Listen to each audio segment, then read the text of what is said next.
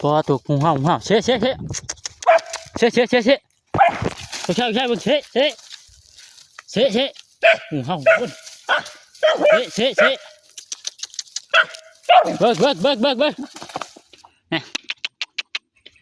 ต่อตูบเลยแม้นได้รับตายเลยไม้นะถือทำลายมันละนี่ถือทำลายงูปูละนี่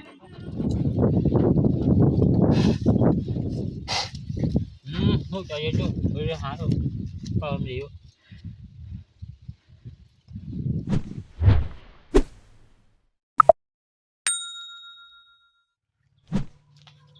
ครับทายสบายดีแล้วสวัสดีพ่อพี่น้องสบายดีที่ทุกคนต่างกันต่างไกลนะวันนี้เอามาให้มานากับตาชอน2 คนทุกคนเลยตั้งใจว่าเอามาหาตัดหญ้าละตัดหญ้ากลางเดินทุกคนเลยเพราะว่าเดินเท่านี้มันหกเลยมีแต่หญ้ายุบขึ้นส่วนหลายเพราะว่าจะมาตัดตัวนี้นี่หัวเทียมร้อยมากก็มาน้องมา2 ตัวนะมาก็ได้คิดจักมา2 คนสำหรับอุปกรณ์ตัดหญ้ากะนี่2 อันทุกคนเลยเอามาตัวนึงเสียเปล่ามาใหม่อีกตัวนึงเดี๋ยวเราไปตากก่อนทุกคนเลยชมเบื้องกลางเด็ดผักจุ๊บเด็ดเลยเดี๋ยวดิ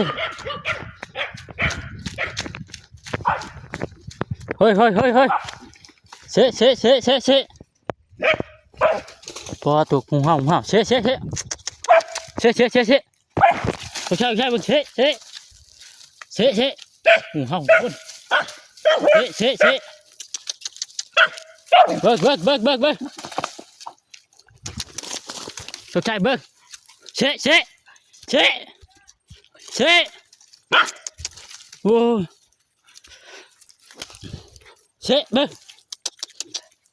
โอ้พยายามมันถือเฮียมันทุกคนเลยเชะมาค่อยเชะถูกแล้วโอ้หมากัดยาเว้ย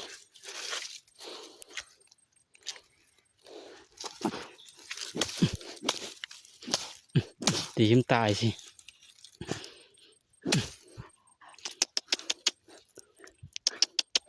เจ็บแล้วไหมนะตาตูบแล้วเบ้อเฮ้ยเสียมาเฮ้ยตัดหัวมันเลยน้ำตีเหี้ยมา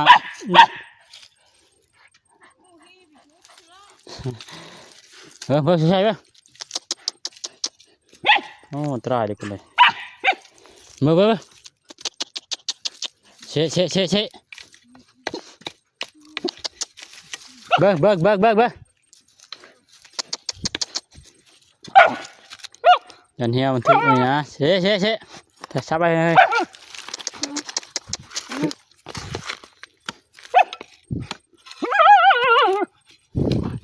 จ้ามันฟังกันดีนะโอ้สุดท้ายเห็ดเนี่ยอันตรายเว้ยไปจากหาทุกคนเลยหมานี่ปวดจริงเว้ยอันตรายชุดๆเลยฟังลึกๆเลยฟังหันมันกันนั้นหรอวะฟังเรื่องพี่ไปเลยตายเลยเอาได้เลยคอยลูกเขาเนี่ยมาเบิ้งหาทุกคนใจตาโบดเลยหมาคนนี้เนี่ยตาตูบเลยแม้นได้รับตายเลยไม้นะถือทำลายมันละนี่ถือทำลายงูปูละนี่เบิ้งลูกเบิ้งพี่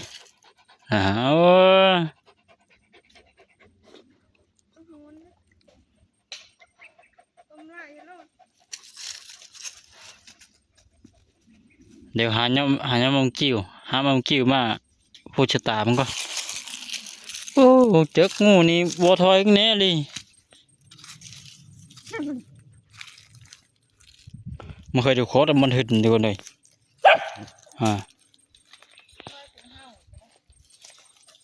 โอ้คนเล่มาเทียมกูไปแล้วกบตายละอันนี้อันตรายเลยมันบ่ยานเว้ย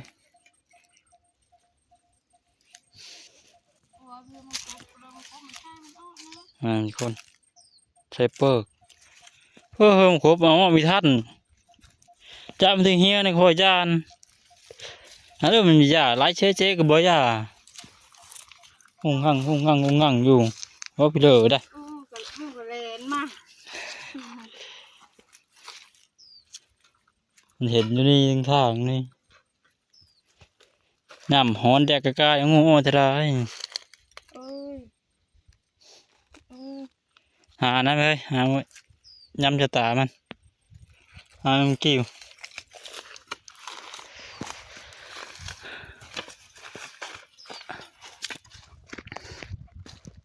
เดี๋ยวไปหานะก่อนทุกคนได้หาเมากิ้วหรือหาไม้เป่าก็ได้ยำเจอตาต้องมาค่อยงูปูฟาดเจอตาเพิ่นกินนี่ปูมันมาถอยมาทีนะไหลกับอ้อกับอ้อเคยช่วยพวกคุดเอานั่นกันนั้นถ้ามีหาเรือมาเจอนะเฮ็ดให้มาเฮาตาที่บอดไตได้นี่หาเมื่อกี้เด้อนี่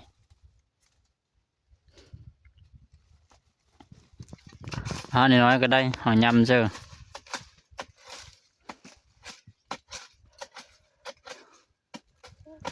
เด็ดหัวนี่แหละงูนะพามาไปหาพาน้องมาไปหาได้งูนะหาเลยเก่งโพดบ่ถอยมาก็ได้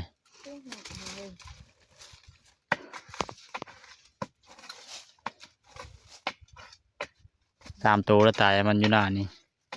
ตกมาปีนี้มันหนักใหญ่เลยจ้ะนี่เด้อนี่ฮะสมุนไพรสำหรับงูเห่างูโปะ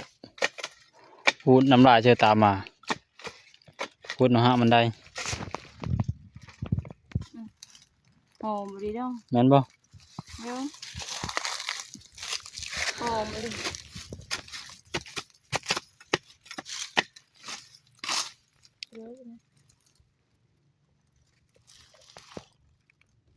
แม่นจะดีบ่ไปชาร์จออนจะให้ชาร์จออนตัวนี้คือด้านน่ะ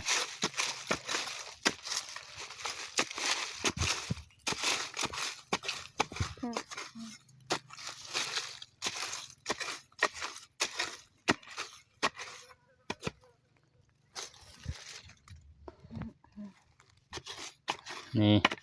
ได้มาเลยฮะพอแล้วชนิดกันเจ๊น้ำไม่ช่วยกันก็ได้เอาไปล้างน้ำก่อนล้างน้ำยำ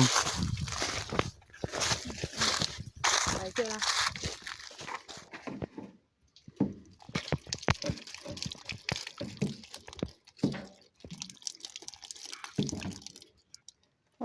ละเจ็ดตาอยู่บ่มันโฉงลูกนี่รับตาเนาะcho tôi khai luôn đấy là tà nè kinh lô lái vào giàจะเบิ่งตามันสังเกตเบิ่งตามันจะเอามือเช็ดดอกมันเริ่มเจ็บนะ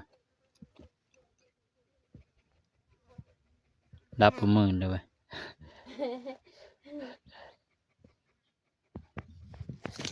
น้ำตามันไหลมันเจ็บนะฮะ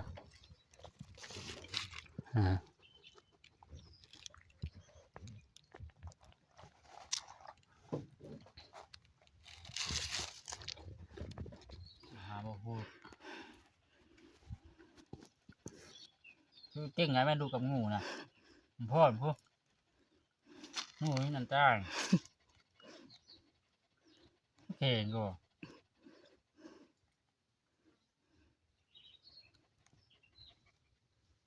จะตาเห็นน่ะ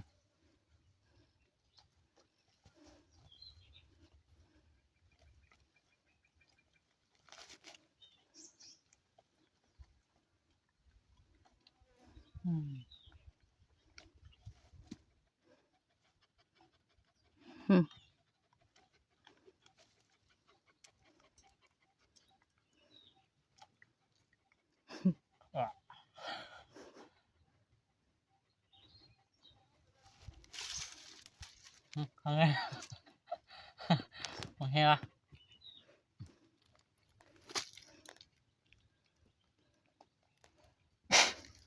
เบิ่งรู้ปะ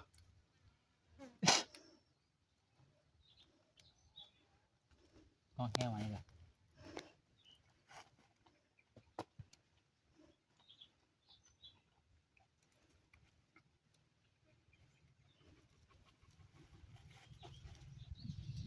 เบิ่งอีกเบิ่งหนึงปะ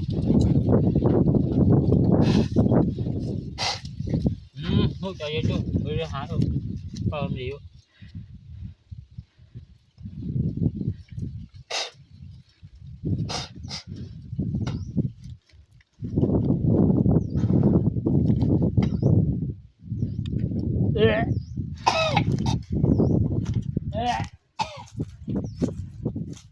ปลาตัวทุกคนเลย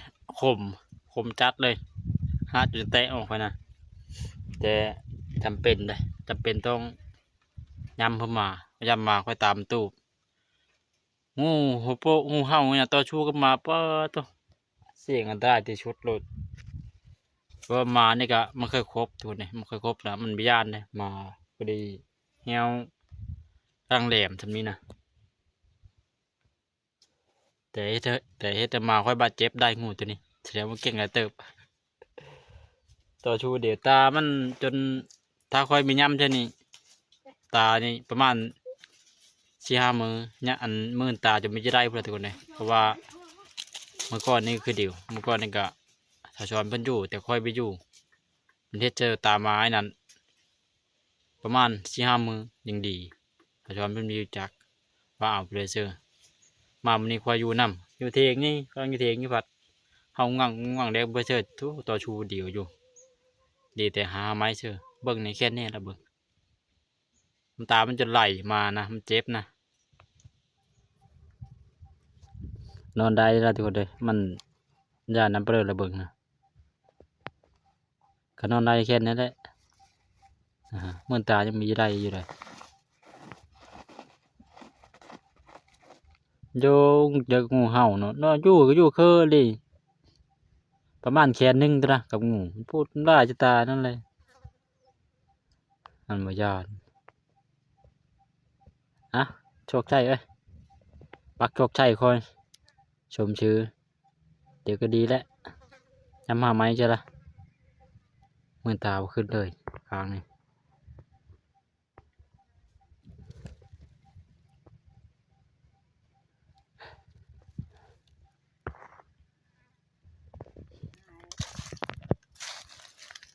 สำหรับงูนี้ เปิกมัดมันเห็ดนะมาปลาชีวิตนี่เปิกคักดี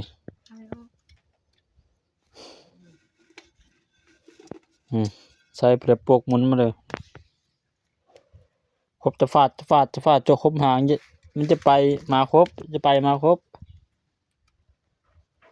มาอยู่ถ้าช้อนพัดเลนมา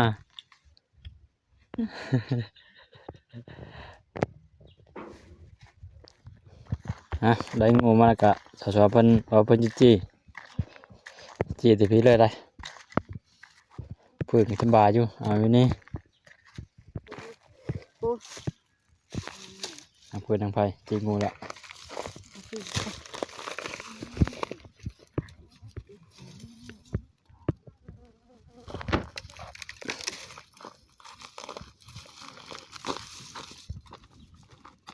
ก็จะชอบบรรยากาศนะรอบนี้ตัวนี้นะ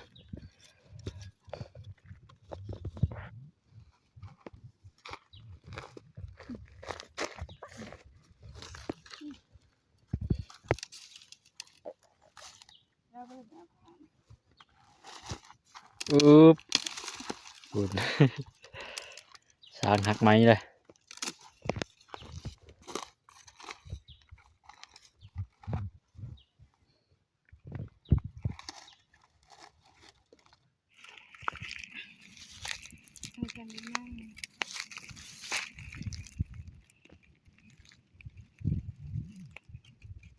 ไม้แล้ว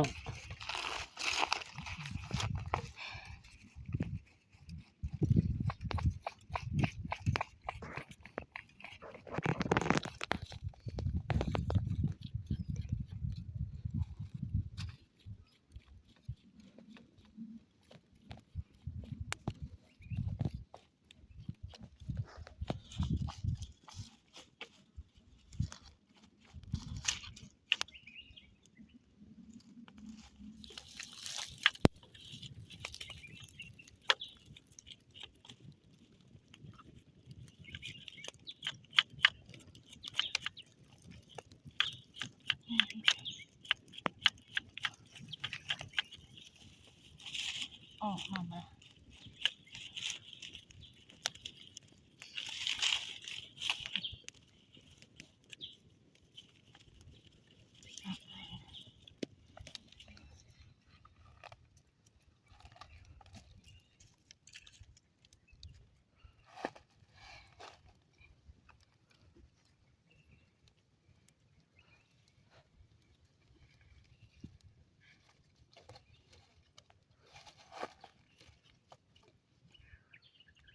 หอน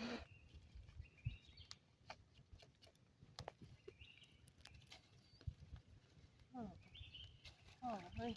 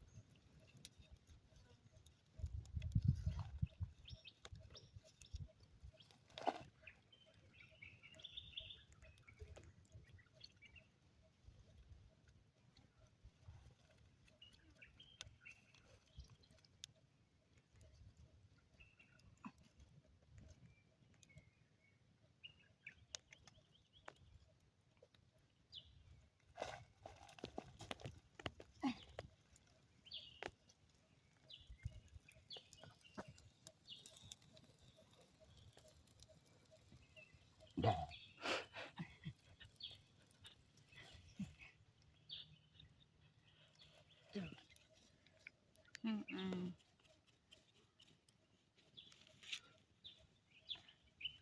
พอแล้วบ่ อืม พอก็พอ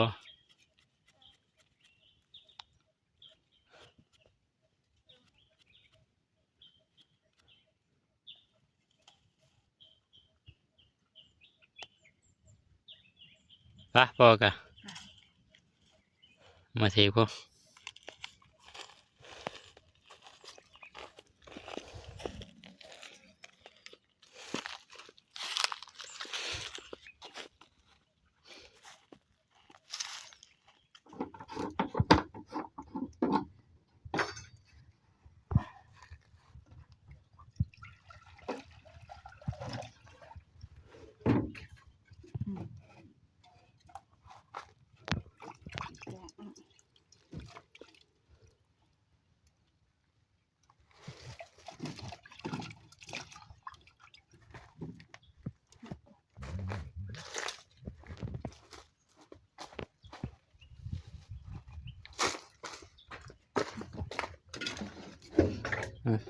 นั่นเลย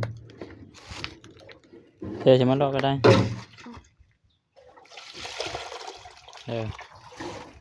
มัดน้ำกินก็ได้เอาไปตักมั่ง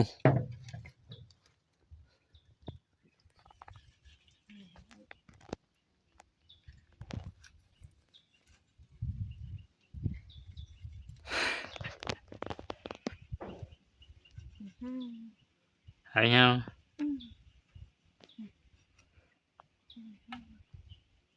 มีปากอ่ะ อ๋อแดดแห้งครับลูกนี่นะ หอนเลย หาเราโพจะได้ลูกงูนะงูไปเดียวกันโพหาลงกินตับน้ำจะได้ นู่นน่ะ นกของเกเซลนกนกขาวตู้นกเผือกโร่งตับข้างหน้านี่ทุกคนหลายตัวมันเสานี่นะแต่ว่ามีของจัดมันเดี๋ยวเขาจะสอบมันเฮ็ดโคงูนี่ไปเป็นแม่โคมนี่นะ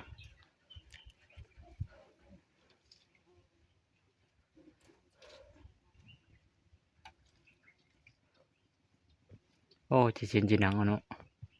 มันบ่จีข้างในมันเนาะโดยเฉพาะตัว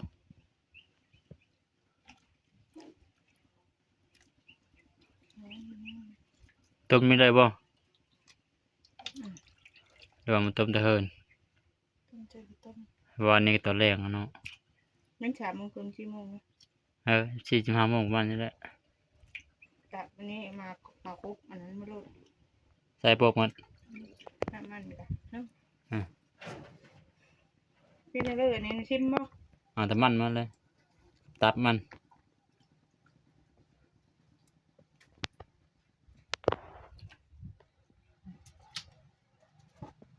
ตัดเป็นทอดเนี่ยต้มมาต้มแล้วก็ต้มไอ้ต้มแล้วก็มาช้าเอ็ดช้า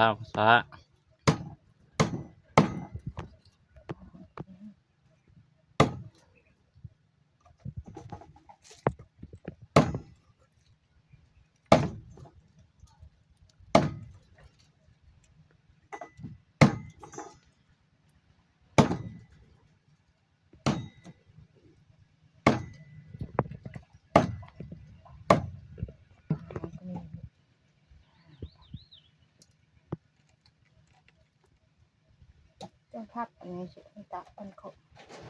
ดูละนี่ดู นี่เฮาเห็นในบิ๊กว่ามึงใหญ่ที่คนในตอนเพิ่งคอนะคือใหญ่อยู่ แต่ว่ามาเป็นจะเป็นที่พัดเป็นใหญ่ไปเลยเราเยอะน้อยแต่ก็โอเคจะไม่พอดีนางกรอบ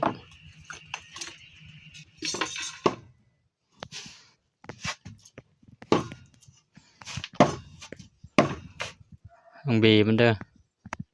เนาะบีมันมีท่านเอา ชั้นก็ได้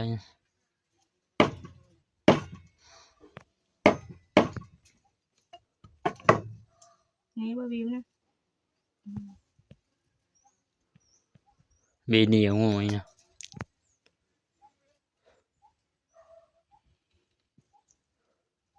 ยิ้มแล้ว ไปเช็ดแก้วได้ เหนียวฮอด เช็ด ปะ แก้ว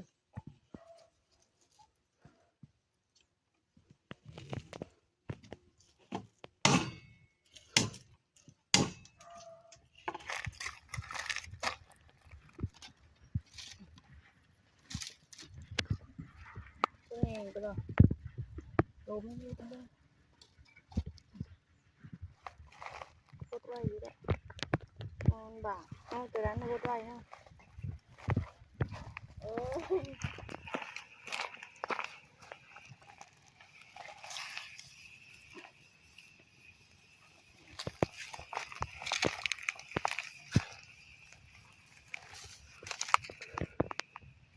จักเชิญเอาโอ้มัน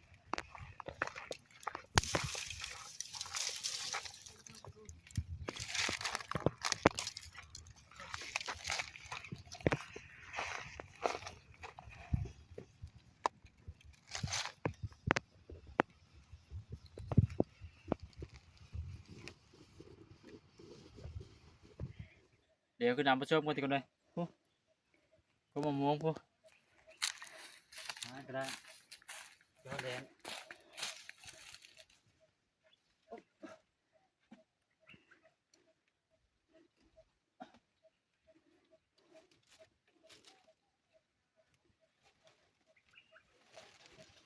เอาง่ายบ่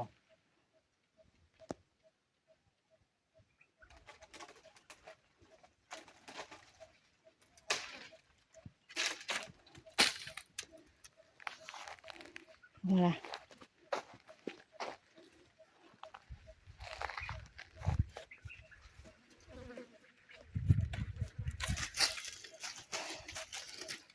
ก็พอตัวใหญ่ดีกว่าก็นิ่งจ้ะ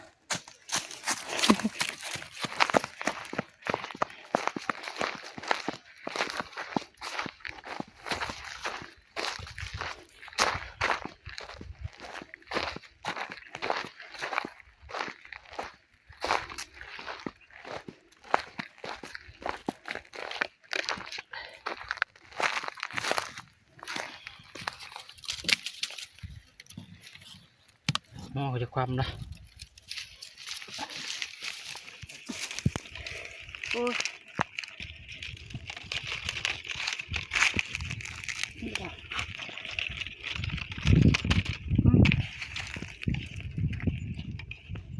เชื้อชมนี่มันนั่นแหละแพ้ข้าวทุกคนเลยชมชีมชมแห้งคักตัวหมูนะตัวหมูจุกอ่างแห้งคักเป็นเทิมชมนะ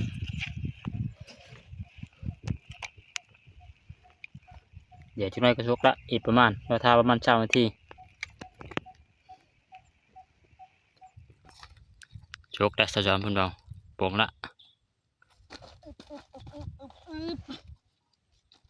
ซุ่มจอยเอ้ย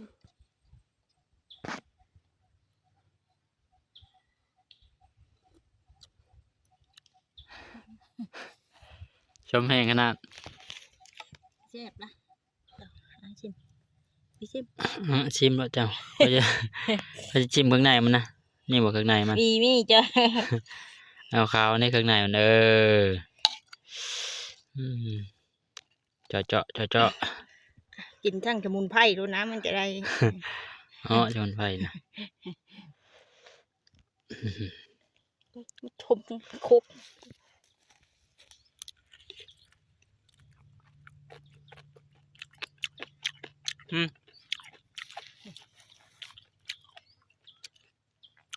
แซ่บชิมไว้อะ เอ้ยจับแซ่บบ่ อืมไป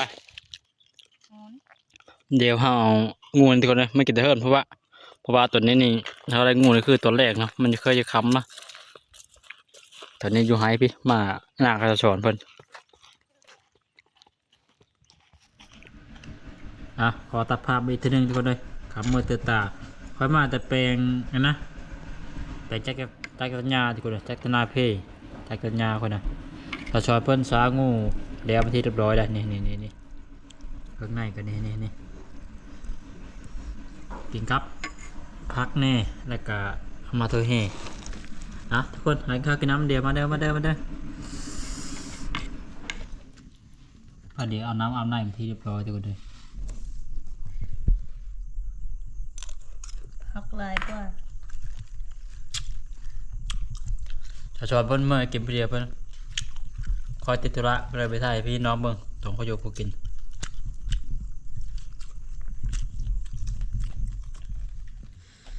ดูฮะ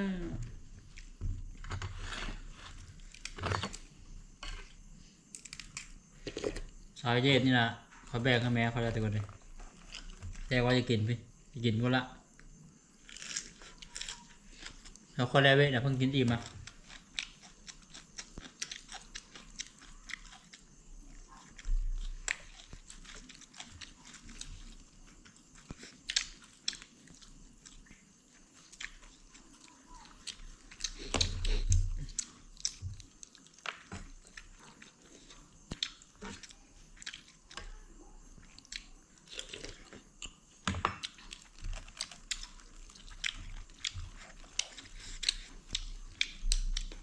ลึกแล้ว เดี๋ยวหน้าไว้นะ โอ้ย ไปชิมชมมาชมมาละลายนึง จะมาชมเนาะ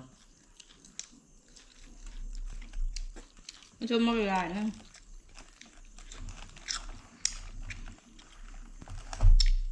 กระสุนตี มาคอยมือตาจะไม่ได้มาเถอะเลยครับ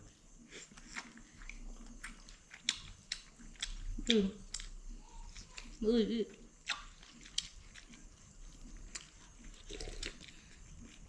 ตรงสบาย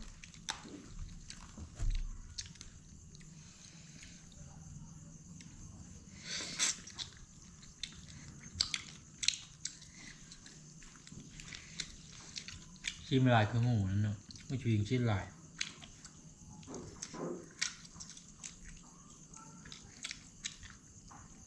งูจงอางชิ้นลายคืองู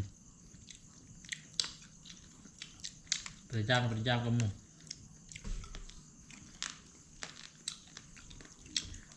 ไม่อ่ะ ร่างเดิม มันต้น ก็ตายพร้อม ก็ตายนะฮะ มากก็ตาย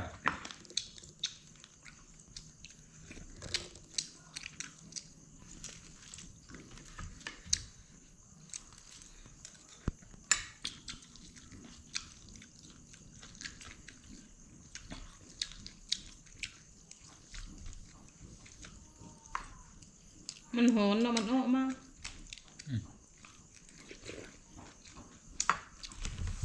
ทำไปหาได้ก็ได้เนาะ ได้ อะไรก็ได้ ทุกคนกินข้าวกินน้ำยาได้ไปนี่เอาไปเบิ่งอาการตามมาก่อนชิเด้อเวียจิกโตเอ๊ะ